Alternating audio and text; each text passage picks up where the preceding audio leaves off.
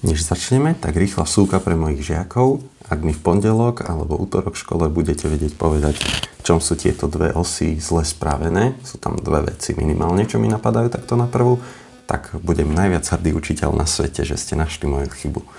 No, a pre vás ostatných tieto číselné osy sú úplne dokonalo spravené a úplne skvelé. Tuto ignorujeme, že som tu dal najprv pluska. No, dobre, teda chcel som povedať, poď, ukážem ti alebo vysvetlím ti, čo to sú záporné čísla.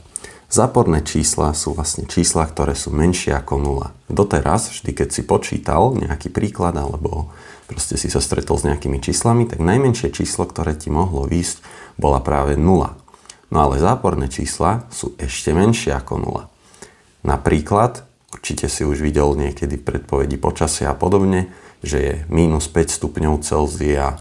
Prípadne, keď budeš veľký a budeš zarábať peniaze, môže sa ti stať, že za mesiac zarobíš, dajme tomu, 1000 eur, ale kvôli niečomu minieš 1230. Kúpiš si napríklad nový telefón alebo tak.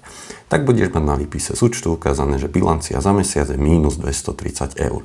Lebo si minul viac, ako si zarobil. To aj vysvetľuje to, že jak môže mať niečo menej, než keď to nemám vôbec. No presne takto, hej. Alebo vezmeš si pôžičku, trebárs 5000 eur, splatil si zatiaľ 3000, no tak máš dlh ešte 2000 eur. Vlastne ešte ti chýba 2000 eur. Nie si na nule, si v mínuse.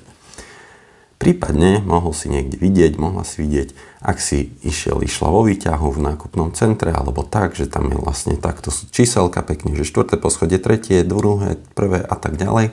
A potom sú mínusové, to sú podzemné, hej, preto sú pod nulou. Zem je 0 a tie ešte nižšie sú minus 1, minus 2 a tak ďalej a tak ďalej. No, alebo v tom výťahu niekedy to môže byť ešte takto, že minus 2p, akože minus druhé podlažie pre toto pčko.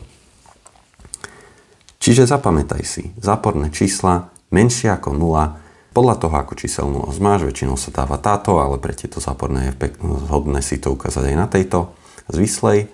Sú to vlastne čísla menšie ako 0 a tak ako kladné čísla, hej, tieto, môžu ísť do nekonečna, tak aj záporné môžu ísť do nekonečna.